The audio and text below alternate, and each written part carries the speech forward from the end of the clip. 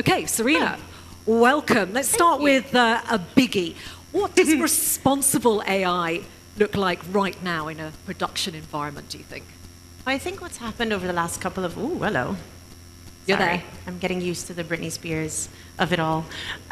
What's happened over the past couple of months is that you have everyone on the internet will now show up on Instagram and say, I made this ad in 30 seconds in my basement, the design industry is dead. Or there will be other versions of that. And what we found is that actually, as many people know, that isn't the case. Step one. Step two is, if you're working with actual brands as a business, there needs to be guardrails in place, compliance in place, things in place that ensure that you're not training models on other people's brand equity. We as a business are sort of locked in with enterprise agreements with all of the major platforms to ensure that when we're doing things, we're doing them within the guardrails that we've set as a business. There's a second part to that, which is that everyone on our team has sort of signed away their life, I mean, I'm joking, and said that they would never put in anything that is copywritten material. So there's a sort of push and pull between people putting Tom Cruise on a fight scene, which we would never do if you're dealing with actual ads and brands. So it's finding the balance and ensuring that we're doing things the right way around. And a lot of people are finding that balance quite difficult. In terms of clients who come to you, what sort of misconceptions do they have about what you can do with AI and also that broader ethical sector? I think the funniest one for us is that the amount of people that come to us and assume that like you press a button and it's done is hilarious. So there's a big education piece that we have with people still, mostly because of what's out in the media at the moment, where people are talking about, oh, it happens so quickly. We can talk people through it and see what the stages are at every point and get the stakeholders in all of their businesses to come along on the ride with us. So that is probably the biggest misconception. The other one, to be honest with you, is that there is no accounting for taste. AI allows you to do so many different things. Which is great. Which is fantastic, yeah. And we're all about it. But it means that from our perspective, we get people coming to us where they've tried it already and failed, and so we fix it. Or they come to us and they say, we've gone to another AI company that has offered to do it for us, and we end up fixing their work. So again, it's about the taste and understanding of what is possible, when it's possible, and making the AI work for you rather than against you. The session is called AI Without Compromise, Speed, Scale and Standards. Quite a lofty title. But how do you balance using AI for speed and scale while maintaining those human creative standards? I mean, that's another of the big questions, isn't it? I kind of touched on it already with taste. What we're finding is that we're hiring, and we're hiring people who have been doing whatever it is that they've been doing in the industry for a long time. So whether that is a costume designer who is now prompting costume designs with their skills and their history, or a DOP who knows exactly what camera angles they want to grab and what they want to do with them. So it's coming at this new part of our business with the skills that you already have and the taste that you already have and the education that you already have in whatever your specialism is. Those are much more powerful than, I mean, not to be disparaging, but a kid who decides to go make me an ad. So I think that it's an important misconception, but also something that we're trying to do. We're talking about speed as well. I just want actually to show everyone, this was an ad you guys produced for a Christmas campaign. Let's just have a look at this. Hello, you. Are rising bills taking the shine out of your Christmas? At USwitch, we're gifting you 8 hours of free electricity on Christmas Day to bring back the festive glow. Just download the USwitch app and connect your smart meter. Ready for a Christmas that sparkles? USwitch. We put you first. Well, you've got me. Anything with a cat in is going to sell me something, I have to totally admit from the very top. Talk to me about the process of making that ad, because this was quick. Speaking of the cat, that nearly didn't pass Clearcast because they wanted to know if there was a vet on set. there was no set. So if anyone's made a Christmas ad before, there's usually, now is about the time you should be finishing off, or at least starting. Uswitch came to us at the beginning of November and said we need a Christmas ad for Christmas Day. So that was a 6-week turnaround from creative inception to delivery, and with a ClearCast approval system, like sort of running concurrently. And this is again where those expertise come in, right? If you've done this before, you know what the ways are that you can optimize on them. We obviously did that very quickly, but that's kind of the great thing about all of this, is that you are now able to do things at a speed that we weren't able to do them before. That means that now you could be making a spring ad and a summer ad and a Christmas ad. And it's not about creating loads and loads of content and content fatigue, but it's about ensuring that you have different messages to tell at different points without enormous budgets to go with it. And I guess it allows you also to keep up to date with anything that might be happening in society. If somebody wants a Christmas ad and there's something particularly has happened in the world and they wanted to reflect it, there's no point trying to make that ad in January. If you can make that ad in September, you've got, you know. Have you been to the M&S Christmas Village in April? Oh my gosh, I cannot imagine what that is like. Chaos, but fun. Yep. I mean, how does... You know, you've got all these new tools coming around. How does Particle 6 evaluate and test all the new tools that are happening and decide what ones to go with, what ones fit your broader remit? So I come from ex-Holdco, so I understand the larger models that they are all beholden to. All of the major networks and Adland creatives have to use the models that have been ring-fenced by their holding companies. We don't have that problem. So if there's a new bit of technology that comes out, we have the flexibility to meet with their team specifically, assess it, test it, and either use it or discard it. And then every Friday, we have the entire team, like everyone, HR, the accountant, like we all do training sessions with AI. So everyone is on par with at least being able to do basic things like generate and prompt. And what that allows us to do is find different ways and different use cases as we go, and ensuring that like everyone is moving at the pace that they need to move at. I mean, I think that's great because if you're in AI, HR, if you're in finance, you don't necessarily join Particle 6 because you know everything about AI. That's not the reason, you know, that's not your expertise particularly. But I guess it makes them feel more part of what the company is all about. Yeah, and I think with AI, what we find is that, I mean, Eileen, our founder, in the early days used to call it a shit intern. It has definitely moved well beyond that point now. But we find that everyone comes up with different things that are keeping them from doing their job well. And so it isn't just about the generative side of things, it's about optimizing other parts of your day so that you can spend more time doing the creative stuff. So it's different ways. I'm sure a lot of people are going to want to know, what are the tools that you're using at the moment? What are you enjoying and what are you discarding? If you can tell us. For every piece of creative, we have roughly 6 or 7. All of them are tools that are available to pretty much everyone. So whether that's Kling or Higgsfield or Claude, we go through iterative processes of what our workflow is, and we have a dedicated team who is optimizing those workflows at every point. There is the very important, and I kind of touched on it before, the compliance side of things. If we don't have an enterprise agreement with someone, and our team is very, very diligent when it comes to that, we don't use them. So Midjourney, for example, which is obviously a very common platform, we don't touch because somewhere deep down in the T's and C's, they will still train their models on whatever you create with them. So no shade, just not for us. And some people might be quite surprised by that you ditched Midjourney, but that was a decision as a company that you felt had to be made. Yeah. Let's have a look now at another of your ads. I've got to emphasize this actually hasn't gone to air. This is for here. It's like a creative thing. Because I wanted to ask you a little bit more about reputation, about becoming the reputation basically being the most important currency these days, particularly for AI studios. But let's just have a look at this.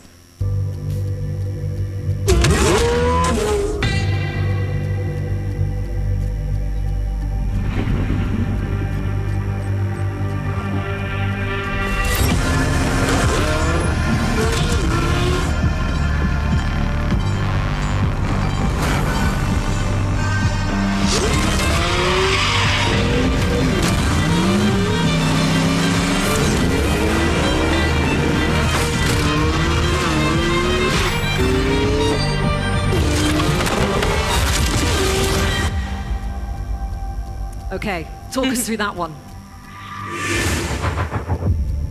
What we wanted to prove here, and what we did with this in particular, is a couple of different things. Obviously, you've got sort of the model is the car is the car is the car, but there's editing involved. There's consideration in the shots that it's involved. There's a creative lens through which you can watch this. That, whichever way you put it, like AI isn't capable yet of creating that without human input, and that the reason that we show this ad is because we want to show that the people who created that ad are the ones who decided that it was going to be good.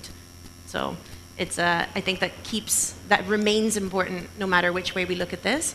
Reputationally also, there's brand reputation. There's a lot of businesses that come to us and say, we want a great AI ad. And the first thing we say to them is, you just want a great ad. The minute you talk about it as a great AI ad, you're already starting to navigate a very different environment. You have consumers who might turn off because they're like, well, it's AI, I don't want to deal with it. So it isn't about an AI ad, it's about an ad. And then from our perspective as well, there are very many incredible creatives, and AI has obviously democratized creativity in some way. But for us, it's about showing that like we still have the skill in-house to look at that and go, that's good and that's slop. It's interesting, isn't it, when you talk about a great ad rather than a great AI ad. If you go back to the U-Switch one, the one with the cat that I love, nobody really questioned it, did they? Nope. It was a great performing ad, I gather, but nobody actually questioned how it was made? Nope. Partially because it has that slightly animated effect on it anyway, which is part of their brand equity.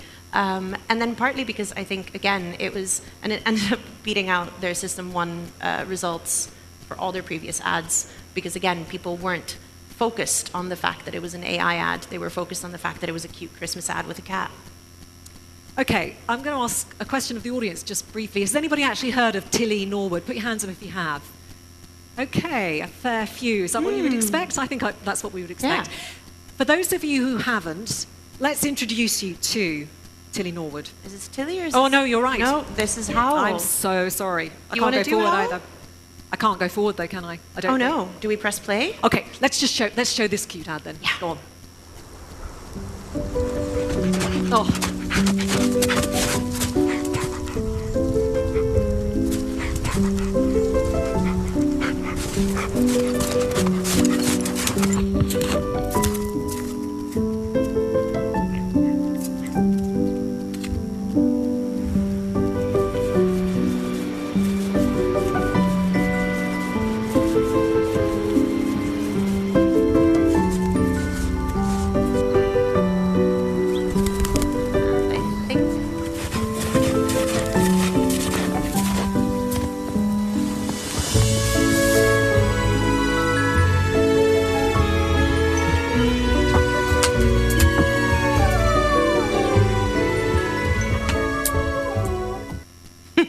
Again, not actually made for any particular brand. I've got to ask though, did you think about John Lewis when you were making it? Yeah, I'm manifesting it. So if anyone has any contacts, send them my way.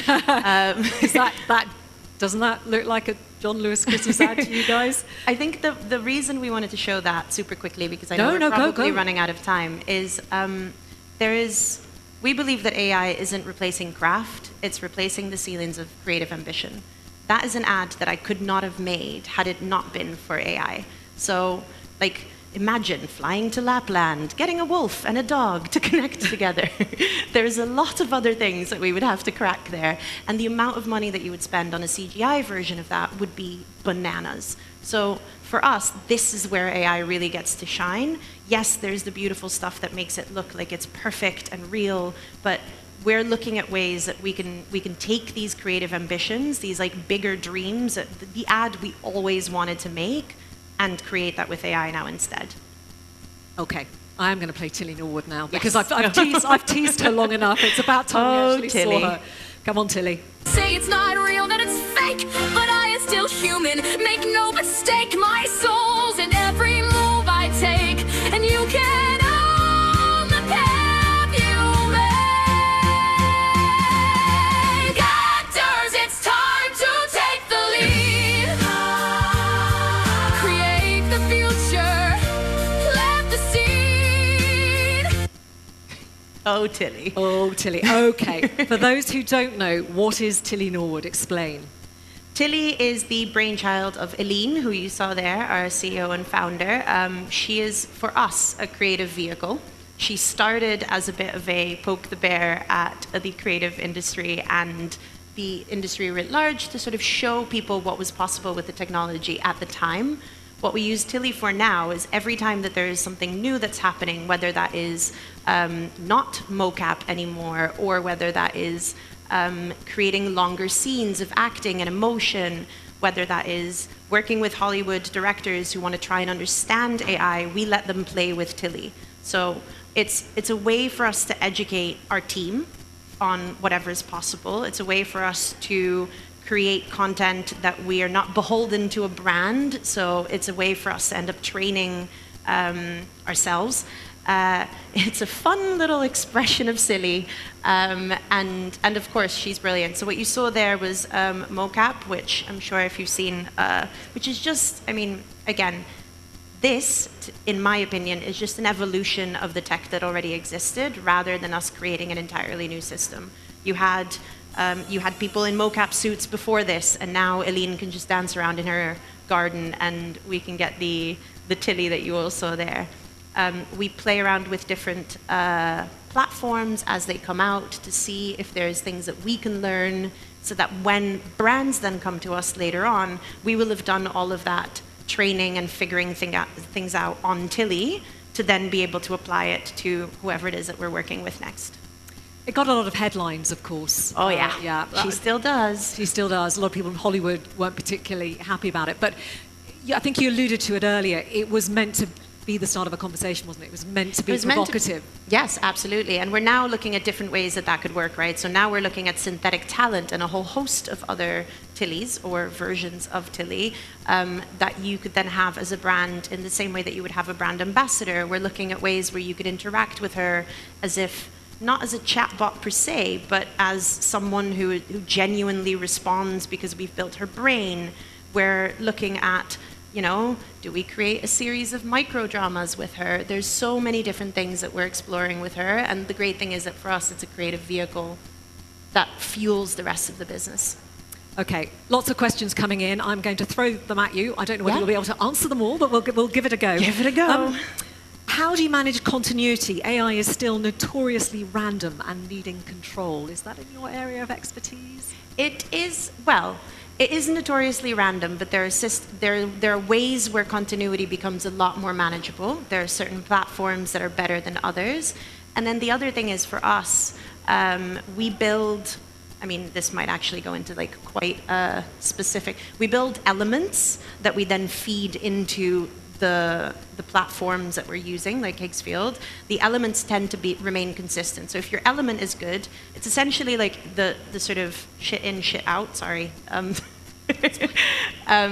Is your element, if the beginning is solid, it will do what it needs to do on the other side. And then there's also loads of bloopers always. Okay, great. This is interesting. Is a too all-encompassing a term, AI, a too all-encompassing a term for what is actually behind the production? And is more nuance required? I find that quite interesting. Yeah. Some of the production that we do is hybrid. So half of it is the old-fashioned way or the traditional way, and half of it is AI. Sometimes we do an entirely AI-led production. And for us, the important thing is also, there's a big question, right? We have a lot of people who come to us and say, can you create something in AI for us? Because that is what we do. We always look at it and go, does that make sense? Do you need it to be made in AI? Is it going to be better because we are creating it in AI? Or should we be reassessing this? So we're not just doing it for its sake. It's a consideration that needs to go through that lens every time. That's quite interesting, actually. So clients might sometimes come to you because they think they should be doing stuff in AI when actually they don't need to, or do they just think, well, if I do AI, it's going to be so much cheaper? Is that? And sometimes it isn't, because if you're being incredibly prescriptive and if you need to do really complex workflows, or if you want a 5-hour piece of content, then sometimes actually doing some of that the traditional way. There's a lot of throwing the baby out with the bathwater, I think, and we have experts in the room who will tell you what pieces of the puzzle make most sense with AI and what pieces of the puzzle don't. Okay, is the Porsche ad all AI generated. Are there live action elements? There is nothing real in that entire ad. Who actually, I don't know whether anybody would admit asking that question. What did you think the answer would be? I think that's without tooting my own horn, I think that is the right expression. I think that's what sets us apart from a lot of content studios, and that's also why Eileen brought me on. We have the professional background to look at something like that and go, this is how we do it, rather than potentially a lot of people who are spitting out a lot of mediocre content. Very diplomatically put. How does editing now fit within the AI production workflow? Fundamental. Like, our editors are the most important piece to our puzzle, because you are part editor, part prompter. You now have to think ahead as to what the piece is that you want to see next. So every pod that we have in our team is an AI editor, and we purposely call them an AI editor now, but they're all traditional editor background, whether that's long form or short form content. We have AI assistants who are purely generating, but they are generating enough, essentially, takes for the editor to then put into the timeline. And then we have creative director, me, or someone else in our team, a creative, in the same way that you would have in any sort of ad environment. The big difference is that our creatives, everyone is powered by AI, is what we call it. So everyone is either using one other platform or multiple other platforms to amplify their own skills. So a team of 5 can work as a small agency at all times. But yeah, the humans are still at the heart of it. Is there a requirement to show that an ad is made by AI? It is online, and we will always put it. But at the moment, there isn't a requirement for that on telly. In the same way, and I guess anecdotally, if you go to a restaurant, and this is the way that I see it, and maybe I'm naive and I've drunk the Kool-Aid, but if you go to a restaurant and a beautiful meal comes out, you don't ask the chef what pan he used to make the meal.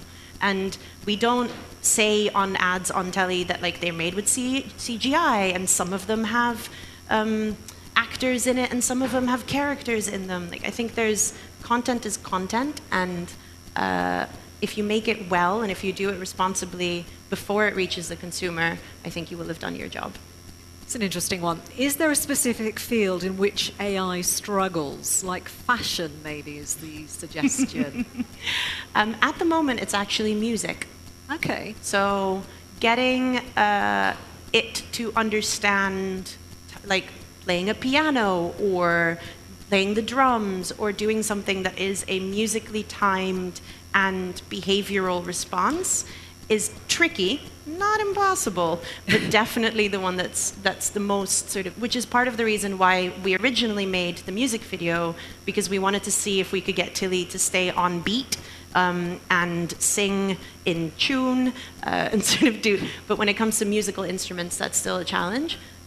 One we're trying to crack, and I think we will. But I was going to say, you're working on it right now, I'm assuming, because that's a big part of everything. Yeah. Yeah. I'm not sure about this one, whether you'll be able to do this one, but regarding Clearcast, what are the 3 top regulations we need to be aware of when creating content with AI? Tell them first things first, as in literally day one. So the way that, if you've done Clearcast approvals before, there are multiple stages at which you have to get approvals anyway. So whether that is at the script or at the, sometimes I guess the animatic, and then further on before it goes on telly and you get play out. With these stages, at every point, you tell them that it's AI. And in a way, ironically, it actually helps getting approvals faster because you're much closer to the finished product a lot sooner. So in the past, you would send an animatic through and they would approve it, but then when you have the real edit, there might still be some questions, whereas now that animatic is already very close to the finished product. So that's a nice thing. Tell them all the time, and keep reminding them, because as I said, as it turns out, there's still some funny questions that come back. It's one from me, actually. What advice would you give creative leaders who are still feeling overwhelmed by AI? We assume that everybody gets it now and is more aware of what its capabilities are. You'd be surprised. So, yeah, what advice do you give those creative leaders if they're feeling overwhelmed? I think it's, let me think. Would be my question that I know. that stops you in your tracks. Yeah. Yes. I think that it's such an exciting time that instead of being afraid of it, try to figure out how it allows you to do things that you couldn't do before. Ask questions. That's my biggest piece of advice.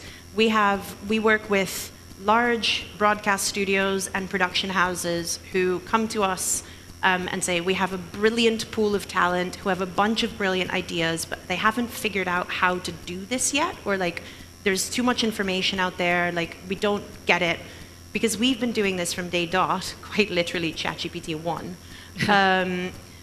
We've figured out workflows that help us get to the answer faster. So we're always open to people coming to us and going, we want to do this, how do I do it? And that collaboration is what's going to save the industry, I think. And a final one from me, because we are running out of time. What advice do you give young people? You talked earlier about, someone in their bedroom making an ad that might not actually, be up to standard. But is that the way to start, to literally play with it, do you think, if you're a young person? I mean, definitely play with it, but for me, it's about being curious. Yeah. So we actually, if you look at it, we're hiring people who are straight out of uni because they're the ones who are still open to learning, way more so, for example, than people who have been in the industry for a medium amount of time versus the people who have been in it for a long time. So what I try to mean with that is, if you're the expert, AI is going to be the best friend you can ever have because you're the one driving that thinking and you're the one driving the taste. If you're a novice or you're very new in the business, that willingness to learn, that openness to creativity and curiosity rather, like that sort of like, ooh, I wonder if it could do this, is invaluable. And it's actually the people in the middle who are a little bit more elbows out about it that are the ones that are struggling with it the most. That's a really interesting place to leave it. Please put your hands together and thanks Sarina for her time. Thanks, Sarina.